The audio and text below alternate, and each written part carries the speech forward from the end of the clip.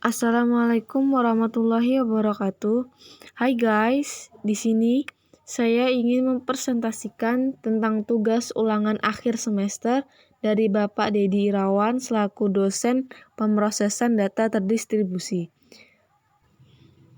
Sebelumnya, perkenalkan nama saya Intan Zahra Aulia, NPM 204300089 dari kelas A, Prodi S1 Ilmu Komputer. Pertanyaan pertama, teknik pengolahan data ada dua, yaitu sentralisasi dan desentralisasi. Berikan pengertian atau penjelasan dari keduanya dan berikan kelebihan dan kekurangannya. Sentralisasi. Pengolahan data yang desentralisasikan ialah pengolahan data yang dilaksanakan oleh suatu bagian yang terpisah. Dalam artian ini data diolah oleh suatu bagian tersendiri dalam suatu organisasi. Desentralisasi. Pada dasarnya, pengolahan data yang menggunakan metode desentralisasi sama dengan sentralisasi. Hanya saja perbedaannya adalah tiap bidang di dalam suatu organisasi mempunyai kontrol terhadap kegiatan pengolahan data pada bidang masing-masing. Bagi organisasi yang masih menggunakan metode manual, kondisi ini terlihat dengan adanya pemisahan secara fungsional. Bukan hanya menyangkut transaksi maupun kegiatannya, tetapi termasuk dalam pengolahan data. Kelebihan sentralisasi. Mudah menyeragamkan cara kerja, mudah melakukan pengawasan, penggunaan peralatan kantor lebih bisa dihemat, mudah meratakan beban kerja kegiatan kantor, penggunaan tenaga kerja lebih fleksibel. Kelebihan desentralisasi. Desentralisasi mengurangi beban kerja eksekutif. Hal ini meningkatkan kepuasan kerja dan moral manajer tingkat yang lebih rendah dengan memenuhi kebutuhan mereka. Tidak memerlukan ekstra ruang yang diperlukan untuk file terpusat. Kekurangan sentralisasi. Dengan dipusatkannya semua pekerjaan kantor, maka tidak mungkin untuk menampung semua pekerjaan pada waktu yang sama, sehingga pekerjaan yang penting dan memerlukan waktu cepat akan mengalami penundaan. Terpisah, letak gedung kantor atau jauhnya jarak dirasakan sebagai hambatan. Kekurangan desentralisasi. Kurangnya penganalisasian serta pengontrolan informasi. Desentralisasi meningkatkan biaya administrasi dan setiap divisi atau departemen harus memadai dari segi fasilitas fisik dan personil terlatih. Kurangnya keseragaman atau konsistensi. Pertanyaan yang kedua, sebutkan apa saja pengaruh distribusi pada suatu organisasi dan berikan kelebihan dan kekurangan pengolahan data terdistribusi. Pengaruh distribusi pada suatu organisasi. Wewenang end-user group menjadi lebih besar dalam mengolah dan mengakses data, sehingga proses dapat dilakukan secara online dan direspon lebih cepat. End-user group bertanggung jawab atas pengolahan data.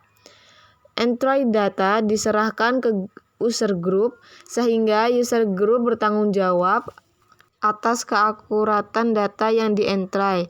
Pengolahan data yang bersifat fungsional didesentralisasi, sedangkan informasi untuk kebutuhan tingkat strategis diproses secara terpusat. Manajemen fungsional dapat lebih efisien serta bertanggung jawab penuh atas aktivitas-aktivitasnya. Harus dilakukan reorganisasi agar dapat diambil manfaat dari kontrol tingkat strategis yang terpusat dan pengolahan data tingkat fungsional yang terdesentralisasi sepenuhnya. Kelebihan pengolahan data terdistribusi. Kinerja yang lebih baik karena data ditempatkan di tempat yang sesuai dengan kebutuhan dan komputer-komputer dalam sistem dapat bekerja secara paralel, sehingga pembebanan pada komputer atau server menjadi seimbang. Alasan ekonomis yaitu bahwa merancang sistem yang terdiri atas jaringan komputer-komputer kecil atau sederhana dibandingkan dengan mengimplementasikan komputer tunggal yang canggih.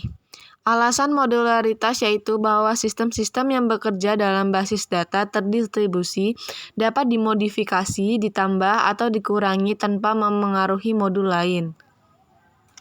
Kekurangan pengolahan data terdistribusi, masalah kompleksitas yaitu bukan pekerjaan yang mudah untuk membuat pengolahan data yang tersebar terlihat sebagai suatu kesatuan.